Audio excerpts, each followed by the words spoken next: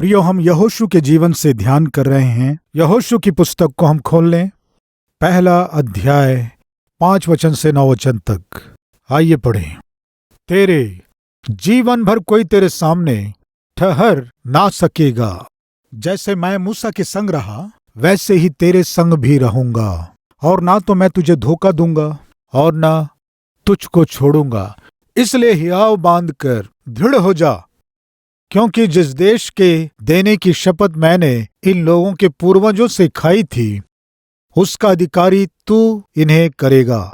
इतना हो कि तू हियाव बांधकर और बहुत दृढ़ होकर जो व्यवस्था मेरे दास मूसा ने तुझे दी है, उन सब के अनुसार करने में चौकसी करना, और उससे ना तो दाहिने मुड़ना और ना बाएं। तब जहां जहां तू जाएगा वहां वहां तेरा काम सफल होगा। व्यवस्था की यह पुस्तक तेरे चित्त से कभी न उतरने पाए, इसी में दिन रात ध्यान दिए रहना, इसलिए कि जो कुछ उसमें लिखा है उसके अनुसार करने की तू चौकसी करे, क्योंकि ऐसा करने से तेरे सब काम सफल होंगे और तू प्रभावशाली होगा। क्या मैंने तुझे आज्ञा नहीं दी? हियाव बांध कर दृढ़ हो जा, भय ना खा और तेरा मन कच्चा ना हो, क्योंकि जहां जहां तू जाएगा वहां तेरा परमेश्वर यहोवा तेरे संग रहेगा। प्रियो, यहोशू के जीवन से हमने बहुत सी बातों को सीखा, जैसे कि यहोशू पवित्र है और यहोशू उस पवित्रता के साथ वो अपने जीवन की भी रक्षा करते हुए आगे बढ़ा, और उस पवित्रता के कारण किस तरह वो प्रार्थना योद्धा बन गया, और प्रार्थना के ही द्वारा वो कैसे एक पवित्र व्यक्ति बन गया। बहुमूल्य सत्यों को हमने पिछले दिनों सीखा। आज हम और भी कुछ बातों को यहोशू के जीवन से सीखने की कोशिश करेंगे। यहोशू महान था, और दूसरा, यहोशू परिवार को बनाया। तीसरा, यहोशू अपनी मंजिल तक पहुंचा। पहला, यहोशू महान व्यक्ति था। बाइबल में एक सुंदर बात है, उसके विषय में बताने से पहले मैं एक प्रश्न करना चाहता हूं।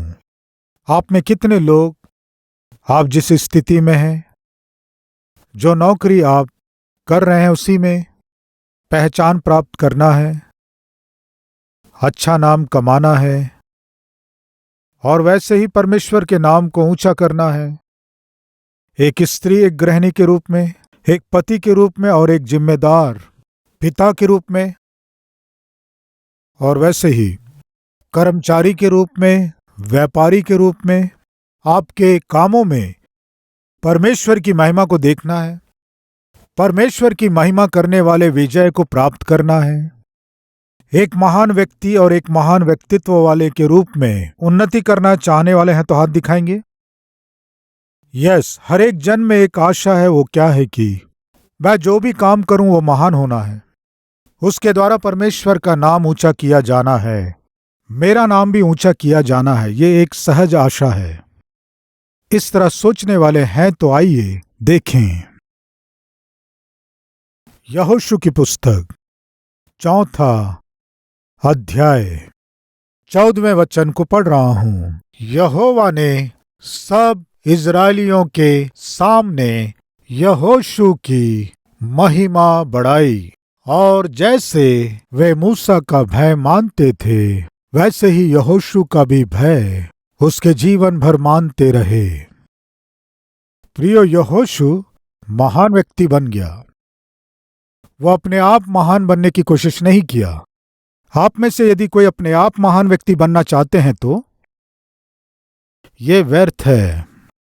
यदि किसी व्यक्ति को परमेश्वर ऊंचा करेगा तो उस व्यक्ति की लोग महिमा करेंगे और उसकी महानता को पहचानेंगे। आज बहुत से लोग अपने आप की महिमा करना चाहते हैं। अपने विषय में स्वयं बड़ाई करने वाले लोग हैं, अपने विषय में स्वयं बड़ाई करते हैं। मान लीजिए आप सेंट लगाए हैं, वो अच्छा सेंट है तो उसके विषय में बताने की आवश्यकता नहीं है। आपको मालूम है मैं सेंट लगा के आया हूं, पता है मैं परफ्यूम लगा के आया हूं, खुशबू आ रही है क्या? इस तरह पूछने की आवश्यकता नहीं है। किस लिए? मान लीजिए आप एक अच्छा परफ्यूम लगाकर आए हैं तो आपके बताए बिना ही मालूम चल जाता है आप परफ्यूम लगाए हैं। आप में कोई महान व्यक्तित्व है तो आपके बताए बिना ही मालूम चल जाएगा। आपके अंदर एक महान व्यक्तित्व है। आपके पर्सनालिटी से मालूम चलता है, आपके बातचीत से मालूम चलता है, आपके व्यवहार से मालूम चलता है, आपकी आत्मिकता से मालूम चलता है। आप महान व्यक्तित्व वाले व्यक्ति हैं। दूसरे लोग निश्चय आप में रहने वाली उस महानता को पहचानेंगे। आपको अपने आप बताने की आवश्यकता नहीं है। उदाहरण के लिए, प्रिय, एक दिन एक लड़की रोड पार करने की कोशिश कर रही थी। वहां बहुत से लोग खड़े थे। वे भी रोड पार करना चाहते थे, लेकिन बस और बहुत से वाहन आ रहे थे, जा रहे थे। इसलिए छोटी लड़की रोड पार करने का इंतजार कर रही थी। उतने में रोड पार करने का सिग्नल जलने लगा और सारे लोग हड़बड़ी में पार करने लगे। लेकिन उस छोटी लड़की को वहां एक बुजुर्ग व्यक्ति दिखाई दिया, एक बूढ़ा व्यक्ति। उस व्यक्ति के पास जाकर बोली, दादाजी, मुझे रोड पार करवा दोगे? इस तरह वो बोली।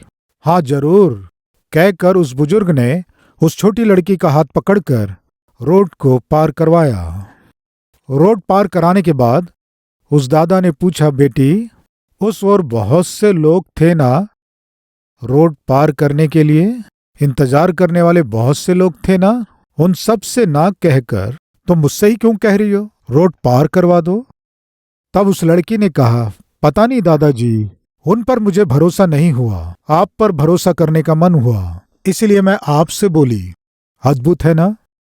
छोटी लड़की भी समझ पा रही है कि कौन प्रेम करने वाले हैं, कौन जिम्मेदार हैं। वो छोटी लड़की कह रही है, उन पर मुझे भरोसा नहीं था, लेकिन आपको देखने से भरोसा करने का मन हुआ, इसलिए मैं अपना हाथ आपके हाथ में दी। प्रिय भाइयों और बहनों, कभी कोई आपसे इस तरह कहा है क्या? एक विषय को जब मैं आपसे बांट रहा हूं, हमारे ऑफिस में बहुत से लोग हैं, इस बात को किसी से कहने का मन नहीं हुआ, केवल आपसे कहने का मन हुआ। हमारे ऑफिस में बहुत से लोग हैं, किसी से भी कहने से सहायता करेंगे, लेकिन किसी से कहने का मन नहीं किया, केवल आपसे कहने का मन हुआ। हमारे ऑफिस में बहुत से लोग हैं, आसपास भी बहुत से लोग हैं, पहचान के बहुत से आत्मिक लोग हैं, रिश्तेदारों में बहुत से आत्मिक लोग हैं, लेकिन पता नहीं क्यों आपको ही अपनी समस्याएं बताकर प्रार्थना की सहायता मांगने का मन हुआ। प्रियो, क्या कभी कोई हमें देखकर हमारे अंदर की अच्छाई को, हमारे अंदर की महानता को पहचान पाए हैं क्या? एक बार सोचिए। अगर ऐसे पहचानना है तो परमेश्वर आपको उस पहचान को देना है।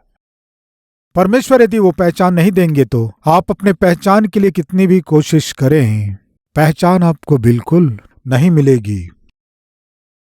एक व्यक्ति को परमेश्वर महान करेंगे तभी वो व्यक्ति महान होगा। हमारे देश में लाखों कलीसियाएं हैं, हमारे राज्यों में बहुत सी कलीसियाएं हैं, लेकिन क्यों 2 लाख से भी ऊपर लोग कलवरी टेम्पल के सदस्य बन गए? क्यों इतने लाखों लोग हर रविवार को प्रभु के भवन में आ रहे हैं? प्रियो, एक सेवक को या किसी कलीसिया को परमेश्वर महान करेंगे तो ही वो महान किया जाएगा। हमारा कलवरी टेम्पल परमेश्वर की महिमा करने वाली कलीसिया है, इसलिए परमेश्वर के नाम को ऊंचा करने वाली कलीसिया है, इसलिए परमेश्वर इस कलीसिया को महान कर रहे हैं, ऊंचा कर रहे हैं। प्रियो, अभी आपने हाथ दिखाकर ये प्रकट किया था कि हम भी अपने जीवन में, अपने कामों में और जो हमारी जिम्मेदारी है उनमें हमें उस काम को अच्छे से करना है, हमारी जिम्मेदारी को अच्छे से पूरी करना है। ऐसे करना है तो हमें क्या करना है? हम भी परमेश्वर की महिमा करने की आशा कर रहे हैं। अगर हमें भी परमेश्वर की महान रूप से महिमा करना है तो हमें क्या करना है? प्रियो, इसका उत्तर है यहोशू की पुस्तक 3 अध्याय 7वां वचन। तब यहोवा ने यहोशू से कहा, आज के दिन से मैं सब इजरायलियों के सम्मुख तेरी प्रशंसा करना आरंभ करूंगा, जिससे वे जान ले कि जैसे मैं मूसा के संग रहता था वैसे ही मैं तेरे संग भी हूं। यहोशू, मैं तुम्हें महान करूंगा। एक व्यक्ति यदि महान बनना है तो उसके संग परमेश्वर रहना है। परमेश्वर आपके संग ना रहकर, परमेश्वर की सहायता आप पाए बिना आप अपने जीवन में कोई भी सफलता नहीं पा सकते। यदि घर यहोवा ना बनाए तो बनाने वाले का परिश्रम व्यर्थ है। यदि नगर की रक्षा यहोवा ना करे तो पहरुओं का जागना व्यर्थ है। प्रियो, ये बात सत्य है। आपको एक महान व्यक्तित्व वाले बनना है तो परमेश्वर आपके संग होना है। आपको यदि अपने जीवन में जय पाना है और बहुत से लोग आपके जय को देखना है तो परमेश्वर की सहायता आपको चाहिए। परमेश्वर यहोशू से कह रहे हैं, जैसे मैं मूसा के संग रहा वैसे ही मैं तेरे संग भी रहूंगा। यदि मैं तेरे संग रहूंगा तो मैं तुझे बहुतों के सामने महान करूंगा। एक और बार हम पढ़ेंगे, मैं सब इज़राइलियों के सम्मुख तेरी प्रशंसा करना आरंभ करूंगा। प्रिय, परमेश्वर की आशा क्या है? हम सबको आशीष देना है। परमेश्वर की आशा क्या है कि हम सब अच्छे व्यक्तित्व वाले आत्मिक व्यक्ति के रूप में जीना है। हमारे चारों ओर के लोगों के बीच परमेश्वर हम सब की प्रशंसा करना चाहते हैं, हमारी महिमा करना चाहते हैं। यहोवा जिनका परमेश्वर है वे धन्य हैं। ऐसी धन्यता प्रियो संसार के लोग देखना चाहते हैं। मलाकी की पुस्तक 3 अध्याय और उसके 12वें वचन में देखते हैं, मलाकी 3 उसका 12, तब सारी जातियां तुमको धन्य कहेंगी क्योंकि तुम्हारा देश मनोहर देश होगा। सेनाओं के यहोवा का यही वचन है। मैं तुम्हें आशीष दूंगा, मैं तुम्हें ऊंचा करूंगा। कैसे करेगा वो भी है, देखेंगे। आइए 3 अध्याय 10 वचन से, सारे दशमांश भंडार में ले आओ कि मेरे भवन में भोजन वस्तु रहे। और सेनाओं का यहोवा यह कहता है कि ऐसा करके मुझे परखो कि मैं आकाश के झरोखे तुम्हारे लिए खोलकर तुम्हारे ऊपर अपरंपार आशीष की वर्षा करता हूं कि नहीं।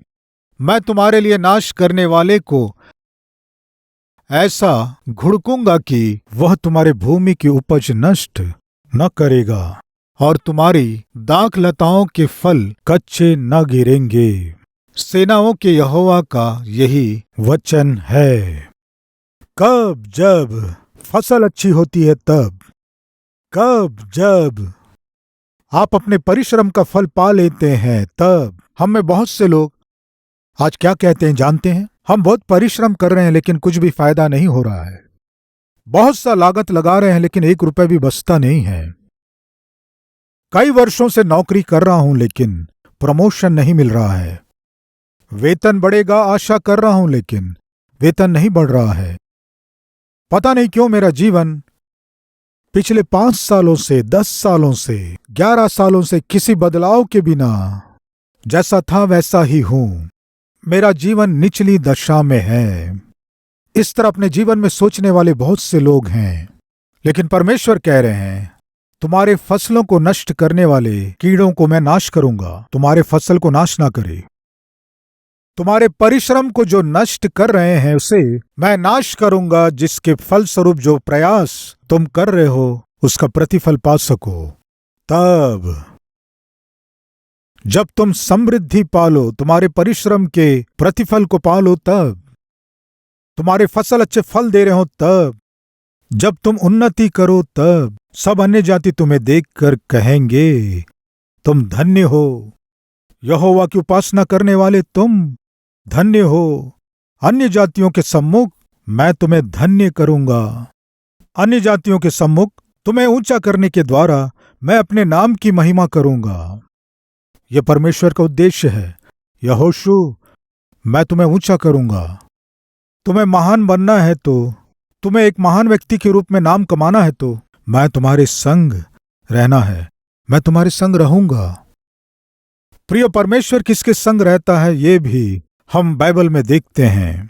यशायाह नबी की पुस्तक 57 अध्याय, यहां हम देखते हैं परमेश्वर किसके संग रहते हैं। प्रियो, आप में बहुत से लोग आशा करते हैं कि परमेश्वर मेरे संग रहे, तो हम देखेंगे परमेश्वर हमारे संग रहने के लिए हमारे अंदर उसके योग्य गुण है कि नहीं।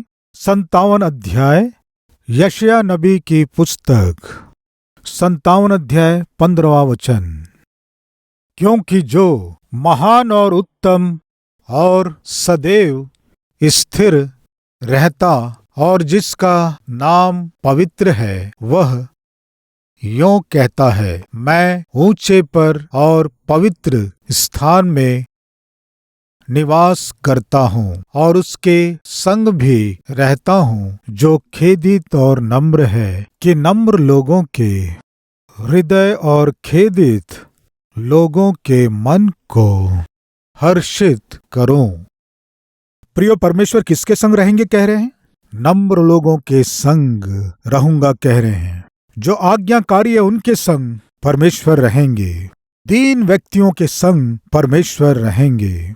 सुनिए प्रिय भाई और बहनों, यहोशू को परमेश्वर ऊंचा करूंगा कह रहे हैं ना। कारण जानते हैं यहोशू कौन है? आपको याद है? यहोशू मूसा के पास एक सहायक के रूप में था, सेवक के रूप में था। यहोशू एक समय में गुलाम के रूप में था।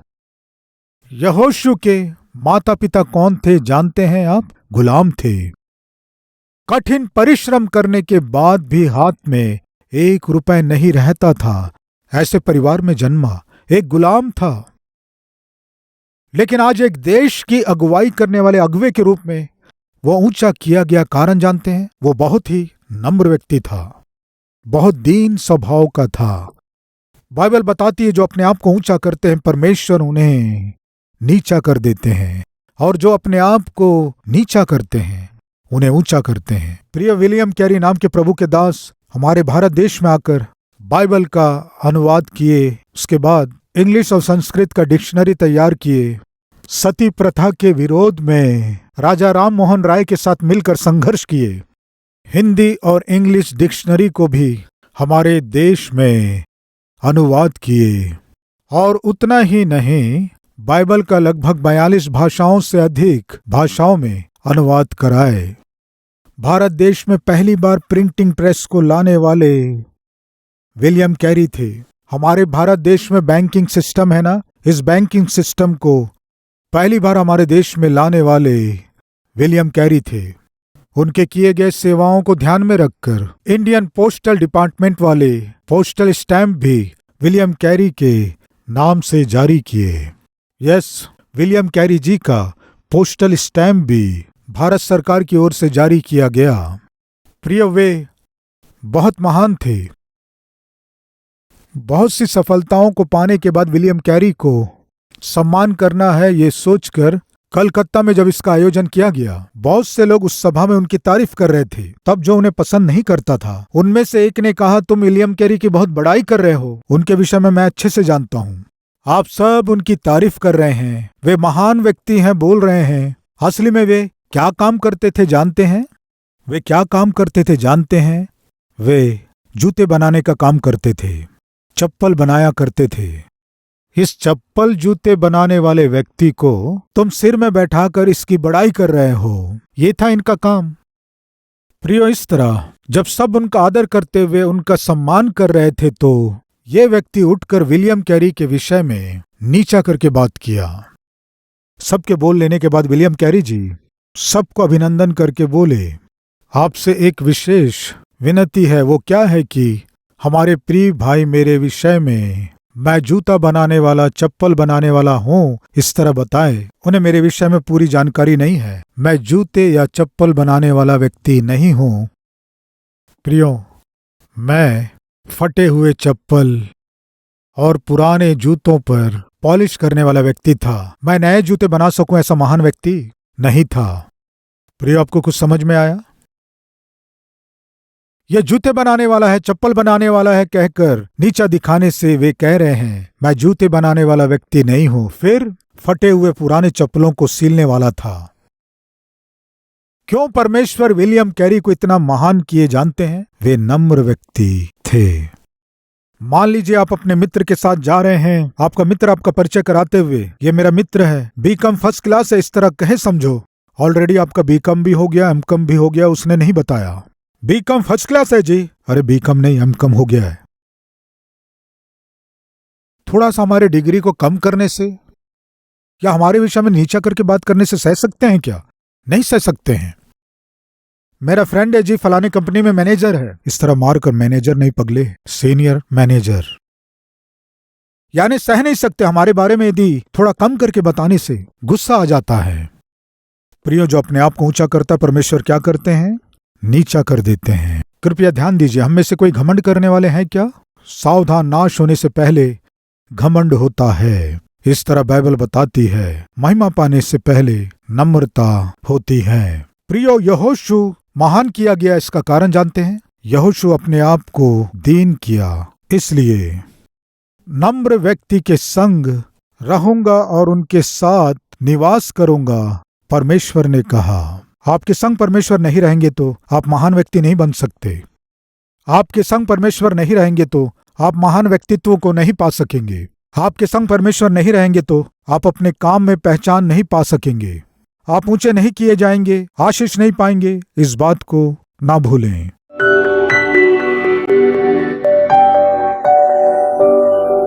पवित्र परमेश्वर पिता सीधे और स्पष्ट आप हमसे बात किए। आपके साथ के बिना एक व्यक्ति महान नहीं बन सकता, पहचान नहीं बना सकता। इसलिए इस वचन को सुनने वालों के संग आप रहिए। आप हमारे साथ रहकर हमारे करने वाले हर एक काम को सफल करके लोगों के बीच में हम आशीष पाए हुए के समान उन्नति कर सके, सहायता कीजिए। पिता, हम किसी योग्य नहीं हैं। यहोशू ने जो तरस पाया, पिता हमें भी पाना है। जैसे यहोशू अंतिम सांस तक भरोसे के साथ जिया, प्रतिज्ञा के देश में कदम रखा, ऐसा जीवन हमें दीजिए। पिता, आपको संपूर्ण रूप से हमेशा आज्ञाकारी रहें, ऐसा जीवन दीजिए। यीशु मसीह के नाम से मांगते हैं पिता, आमीन।